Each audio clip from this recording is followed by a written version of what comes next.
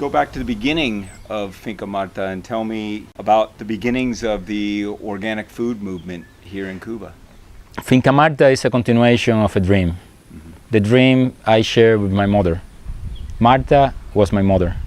We were researchers in biology, in agronomy, and we were founders together with my father and many other people, Cuban people, of the Cuban Organic Farming Association at the beginning of the 90s. They were researchers in state institutions, and I was still a student, and we were concerned for the future of our agriculture after the collapse of the socialist countries and after the crisis started at the beginning of the 90s. So we were proposing a model of agriculture that was more linked to the environment, more linked to a healthy production and so on. It was not alone, it was a part of the international organic movement, and we were in touch with many people around the world that were promoting this idea.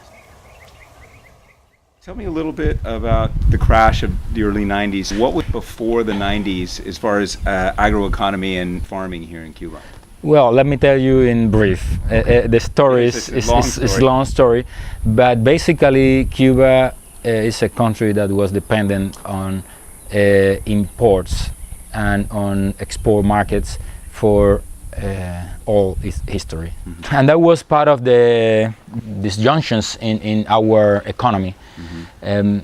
The dependence on export markets for our raw materials or raw products was part of that dependency. That continued in the relationships with the socialist countries, and we exported a lot of food supported by the technology we imported from these countries, and also at the same time we imported lots of processed and elaborated foods. We are very dependent on wheat, for example. People like bread here in Cuba, people like wheat in all forms.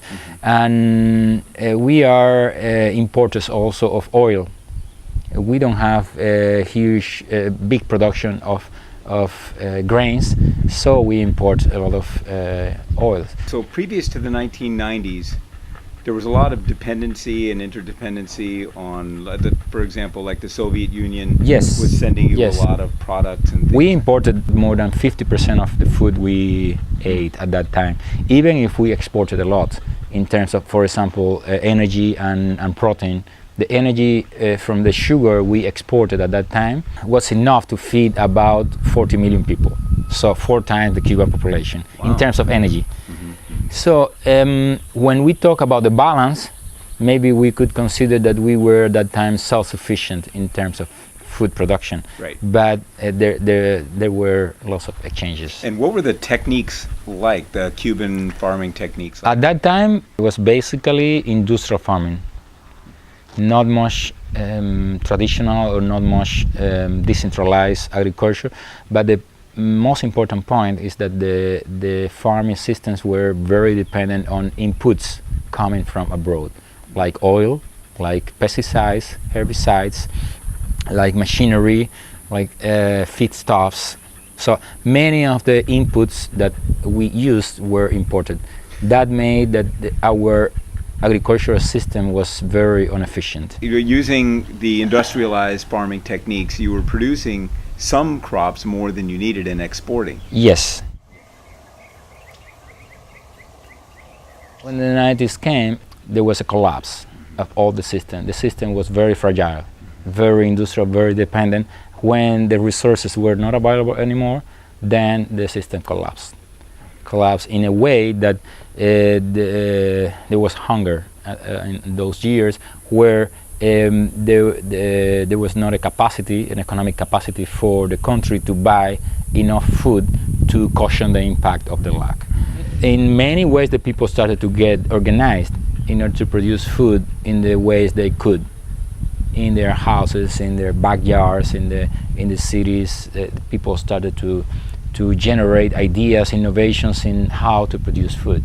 And that happened for the 90s.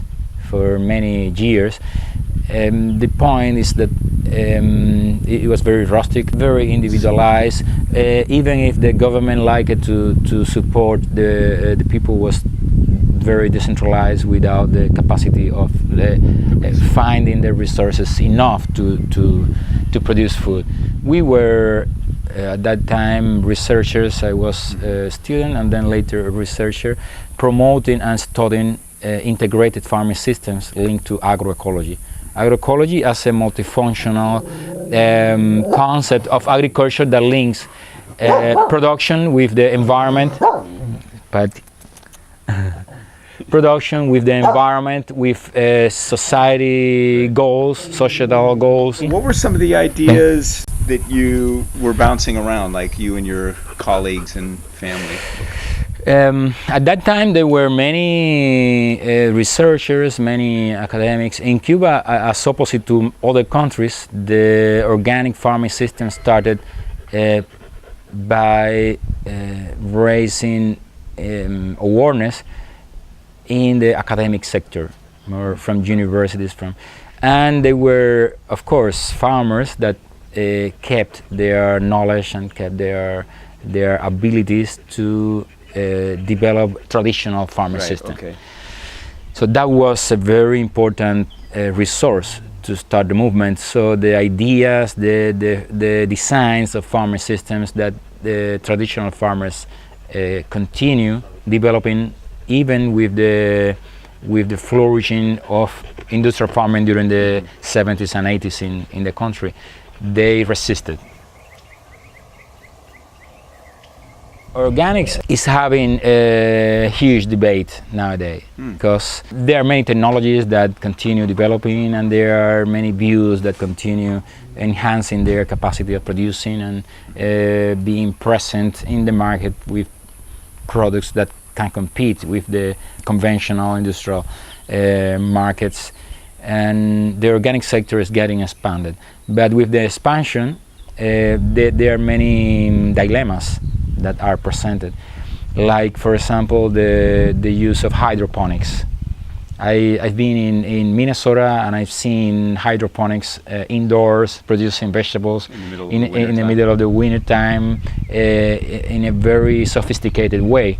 And there is now a debate if organics is soil, is nature, is the contact with the equilibrium of environmental equilibrium. So they would say hydroponics is not the way to go. It's not the way to go. But at the same time, we see that in our environments, we need to protect crops, especially in this season when there is lots of rains, there is hot weather. So we need to protect the crops with shade, plastic shades. We need to make greenhouses in order to avoid the impact of the rains. So we need to combine both views. We need to be able to accept many modern views about agriculture within the concept of organics. In the meantime, we continue designing farming systems that are based on the protection of the natural resources. So one of the things you mentioned about the early 90s was that you lost access to pesticides. How have you worked around that? What we do here at Finca Marta is to make an ecological management of pests and not applying any kind of biological alternatives. You have to keep small or medium in a way that you have a human scale that allows you to make that ecological control, ecological management of pests. And that ecological management of pests has to be allowed with the design of the crops and with the knowledge about the cycles, about when they appear, how to make a best combination to avoid the growing of a certain bug or a certain pest and so on. And that has to be with the knowledge we need to know the ecological equilibrium in farming systems.